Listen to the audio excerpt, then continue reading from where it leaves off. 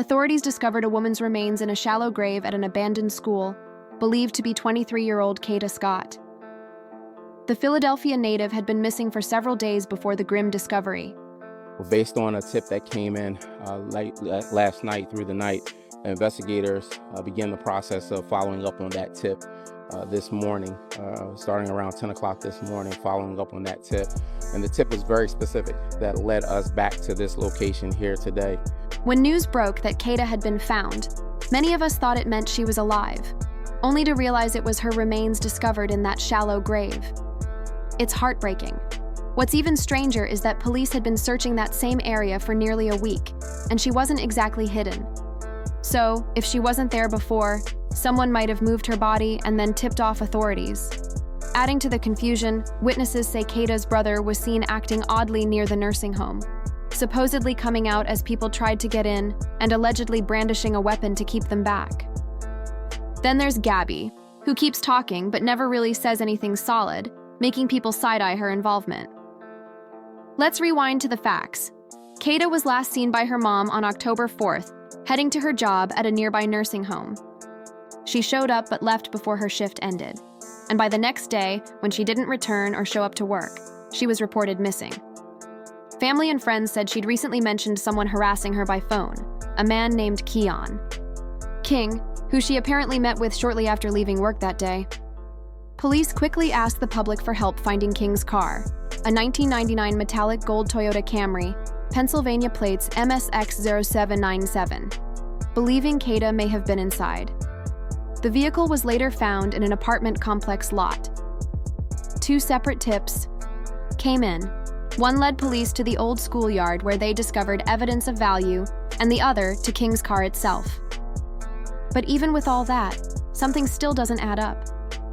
Kada's social media accounts vanished, not by police who would have wanted to keep them active for digital traces, and she left her car behind but took her phone. Every new detail just deepens the mystery. Which is strange, right? Kada never really explained the kind of harassment she was dealing with. Not to her family, and as far as anyone knows, she never filed a report about it. Unless, of course, that detail's being held back by investigators. During the early searches around the abandoned school, police actually found several of Kada's belongings: a phone case, an iPad cover, her glasses, and even a card with her name on it. Then, just a few days later, came the tip that changed everything. Acting on that anonymous call, officers returned to the area and uncovered a shallow grave containing human remains believed to be Kada Scott. In an official statement, the Philadelphia Police Department said, while conducting a search of the property, investigators discovered a shallow grave and recovered human remains believed to be those of Kada Scott. This is a heartbreaking development, and our thoughts are with Kada's family and loved ones during this extremely difficult time. The department remains committed to uncovering the truth and ensuring that justice is served. The remains were reportedly found in a dense wooded patch behind Ada H. Lewis Middle School, an abandoned campus near Aubrey Arboretum in Germantown, the very same area police had already been scouring for nearly a week. So how is it possible that trained officers missed a body that, by their own admission, wasn't even well hidden? That's what's making people suspicious. Maybe she wasn't there at first. Maybe someone moved her body to that spot later and tipped off police when they knew it would be found. If that's true, the big question is who did it? Naturally, suspicion first points to Keon King, but some believe he didn't act alone. And that's where Gabby enters the picture. She's been talking, a lot, about Kada's case, especially about her connection to King. But people are starting to notice that she's saying everything and nothing at the same time. What's even more unsettling? Allegedly, one of Gabby's friends claimed Kada was dead before the news became public. So now everyone's asking, how could she possibly have known that unless someone told her something? When people started pressing Gabby for answers, she suddenly tried to walk everything back with a long, "Let me clear some things up" post. Here's what she said. "I'm Gabby, and I want to clear some things up. First off, I didn't know Kada personally. I knew her little sister. We were friends growing up but drifted apart when I was about 11 or 12. In my whole life, me and Kada might have exchanged 6 words. We weren't friends, just neighbors. Second, me and Keon were friends before any of this. I didn't know about his past behavior. Before Kada went missing, Keon called and asked if I knew her because she lived near me. I told him I knew of her, but not personally. That wasn't unusual. He'd often call to talk about girls. The call lasted 29 seconds. I didn't tell the cops because he had already turned himself in, and there wasn't much to say. And honestly, where I'm from, we don't talk to police. That's just how it is. My sincerest prayers go out to Kada and her family. I pray she makes it home safe. Now, on paper, that sounds like an innocent explanation. But when you read between the lines, it raises eyebrows. She admits she barely knew Kada.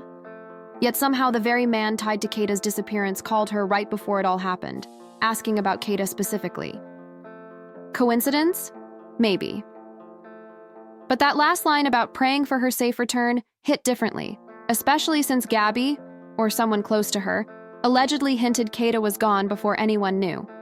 Naturally, people think Gabby's story doesn't quite add up. Did she know something before the news broke?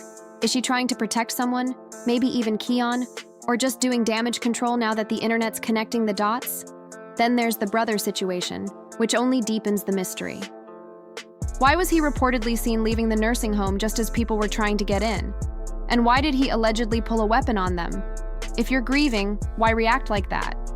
What was he guarding so fiercely? And those anonymous tips that started pouring in? Way too convenient. Each one seemed to bring police closer to the truth, yet somehow further from real clarity. Who are these tipsters, and why now? As for Kada and Keon's connection, people are starting to think she may have known him more than anyone realized. Maybe she left with him willingly at first, trusting someone she thought was harmless, only to discover too late that she was in danger. Some even wonder if there was a romantic element that spiraled out of control. And here's where it gets even darker. Reports reveal that Keon King had already been charged earlier this year in a similar case involving another woman who was allegedly kidnapped and strangled, but survived. Those charges were dropped when the victim didn't show up in court. Now prosecutors plan to refile the case, seeing a possible pattern. In that first case, investigators say King snatched a woman right outside her home, threw her into her own car, assaulted her, and then released her. So you have to ask, how did someone accused of something that violent get another chance to walk free? How many warnings were missed before this tragedy? Maybe Kada's death wasn't just one man's crime. Maybe it's the result of a system that keeps letting danger slip through the cracks. How many other women were hurt, unheard, or too scared to speak up? At the end of the day, this case feels like a web of secrets, and we still don't have all the answers. But one thing's for sure, something about it doesn't sit right. What do you think really happened here?